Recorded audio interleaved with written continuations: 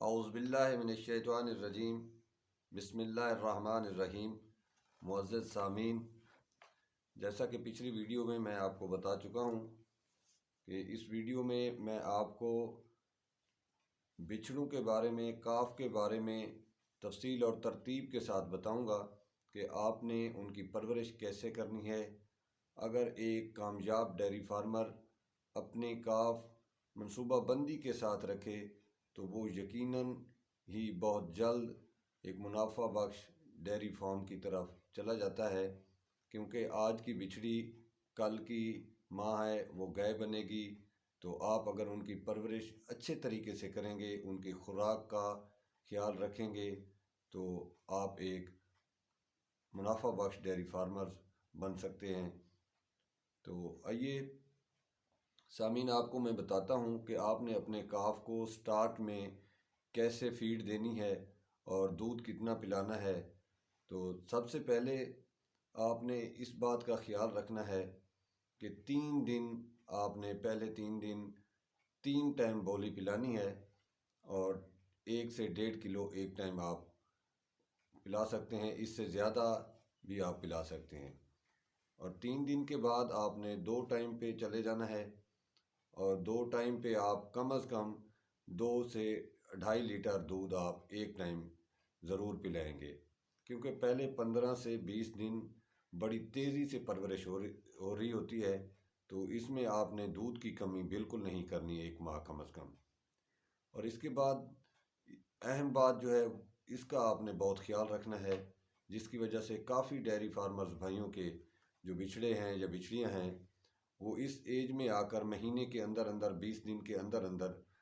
ان کی ڈیتھ ہو جاتی ہے، کیونکہ وہ مٹی کھاتے ہیں۔ تو یہ مٹی والا ایشو جو ہے،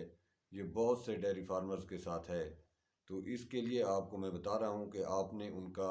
ایک پنجرا بنا لینا ہے، تو اس میں ان کو رکھنا ہے، اور ان سے آپ دیکھیں کہ پرورش میں اور ان کی بڑھوتری میں بہت تیزی سے اضافہ ہوتا ہے۔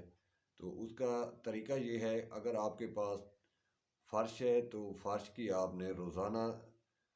دھلائی کرنی ہے پانی کے ساتھ۔ اگر فرش پہ نہیں رکھنا چاہتے تو آپ پھر ایسا کریں کہ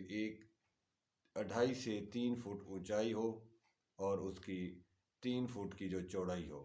3 بائی 3 کا آپ ایک پنجرا بنوا لیں، اور اس کے نیچے آپ نے لکڑ کا فرش لگوا لیں، پھٹے لگوا لیں، اور زمین سے اوپر آپ نے پنجرے کی جو نیچے ہے وہ چاروں طرف سے، چاروں کونوں پر آپ نے اسے سپورٹ دینی ہے، 6 انچ زمین سے اوپر رکھنا ہے۔ اور اس میں آپ نے ایک آگے سے فریم بنوا لینا ہے، اس میں آپ نے ایک ڈبہ رکھ دینا ہے، یا آپ ایک بالٹی بھی رکھ سکتے ہیں۔ 2 خانے بنوانے ہیں، اس میں ایک میں ونڈا ہونا چاہیے اور ایک میں پانی ہونا چاہیے، کیونکہ آپ کا کاف جو ہے وہ ٹھیک 10 سے 15 دن کے بعد وہ ونڈا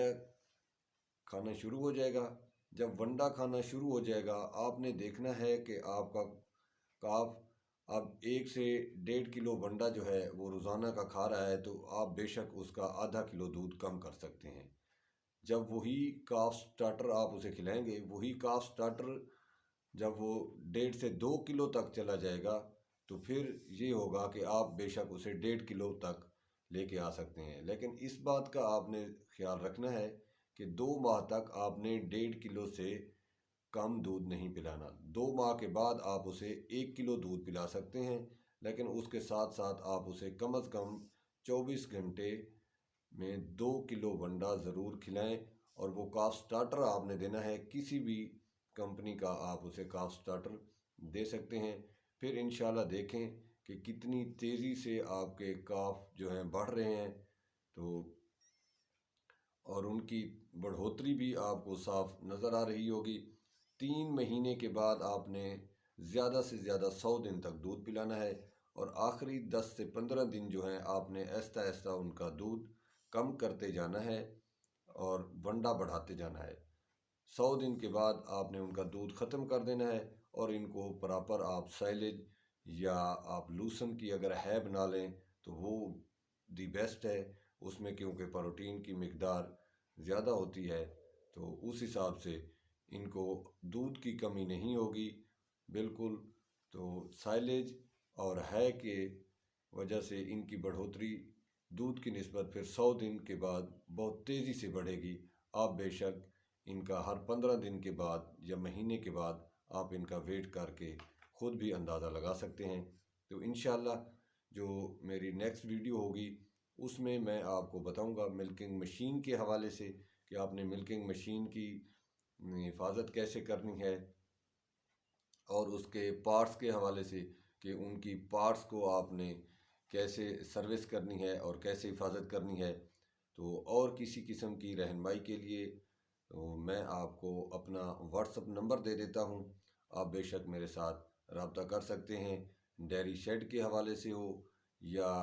ڈیری فارم کے چارہ جات کے حوالے سے ہو یا بریڈ کے حوالے سے ہو، کسی قسم کی ڈیری فارمنگ کے لیے آپ میٹ کے حوالے سے اگر ڈیری کرنا چاہتے ہیں یا سیل پرچیز کے لیے آپ ڈیری فارم بنانا چاہتے ہیں یا دودھ کے لیے آپ ڈیری فارمنگ کرنا چاہتے ہیں، تو انشاءاللہ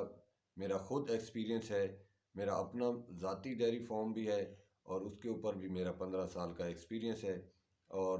نیسلے کمپنی سے بھی میں 8 مرتبہ 3 روزہ ورکشاپ کر چکا ہوں۔ 4 مرتبہ ان کا سکھیپکی میں ایک کراس اینیمل کا فارم ہے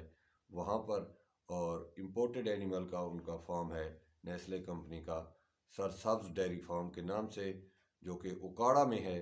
تو وہاں بھی میں 4 مرتبہ 3 روزہ جو ورکشاپ ہے وہ کر چکا ہوں۔ تو سامعین، جتنے میرے ڈیری فارمرز بھائی ہیں ان کو ڈیری فارم کے حوالے سے جو نیو کمر ہیں یا پرانے بھی ڈیری فارمرز ہیں، کسی قسم کی کوئی معلومات چاہیے تو میں ان کی ہیلپ انشاءاللہ واٹس اپ نمبر پر آپ مجھے واٹس اپ کر کے کسی بھی ٹائم آپ مجھ سے ہیلپ لے سکتے ہیں۔ تو انشاءاللہ نیکسٹ ویڈیو میں آپ کو پہلے بھی بتا چکا ہوں کہ ملکنگ مشین کے حوالے سے ہوگی، اور اس سے آگے جو میری ویڈیو آئے گی اس میں انشاءاللہ بتاؤں گا کہ آپ نے اینیمل کس نسل کے پرچیز کرنے ہیں یا کس نسل کی جو گائے ہیں یا بھینسیں ہیں وہ ہمارے پاکستان میں پائی جاتی ہیں، تو کون سی نسل جو ہے وہ دودھ کی پیداوار میں زیادہ ہے اور کون سی نسل جو ہے وہ گوشت کی پیداوار میں اچھی ہے۔ تو اس حوالے سے انشاءاللہ آپ کو ترتیب اور تفصیل کے ساتھ ویڈیو ملتی رہیں گی۔ تب تک کے لیے میں اجازت چاہتا ہوں۔ اللہ حافظ۔